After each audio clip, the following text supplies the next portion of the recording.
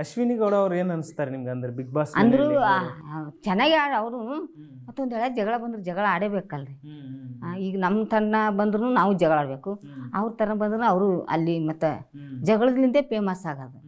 ಅಂದ್ರೂ ಅದೇ ನಿಜವಾದ ಜಗಳ ಅಲ್ಲ, ಹಿಂಗೆ ಖುಷಿಲಿಂದ ಜಗಳ. ಆಮೇಲೆ ಜಗಳ ಮಾಡೋದು, ಆಮ್ಯಾಗ ಎಲ್ಲರೂ ಒಂದಾಗಿ ನಕ್ಕೋತ ಅದು ಮುಗಿದ್ಮೇಲೆ ಹಂಗೆ ಹಿಂಗೆ ಹೊಡಿಯೋರು ಕೈ ಹಿಂಗೆ ಹೊಡೆದ ಚೆನ್ನಾಗಿತ್ತಲ್ಲ ಅಂತ ನಕ್ಕೊಂತ ಹೋಗ. ನನಗೊಂದ್ಸಲ ಜಗಳ ಮಾಡಕ್ ಸಿಟ್ಟು ಬರ್ತಿತ್ತು, ಹಿಂಗೆ ಮಾಡಾಗಿದ್ರೆ ನಗು ಬರ್ತಿತ್ತು. ಎಲ್ಲಾನು ನೋಡ್ತಾ ಇದ್ರಿ ನೀವು? ಎಲ್ಲಾನು ನೋಡ್ತಿದ್ದು. ಒಬ್ರು ಯಾರನ್ನ ಮಧ್ಯ ನಿಂದೇನದ ಇದ್ರಾಗ ಅಡ್ಡ ಬರ್ಲಕ್ಕ, ನೀ ಬರಬೇಡ, ಅವಳಿಗೆ ನನಗೆ ಗತ್ತಿ ಅದ, ನೀ ಬರಬೇಡ ಅಡ್ಡ ಇದ್ರಾಗ ನೋಡ್ರಿ. ಮತ್ತೆ ಅಡ್ಡಿ ಹೆಂಗೆ ಹೋಗ್ತೀರಿ ಅದ್ರಾಗ?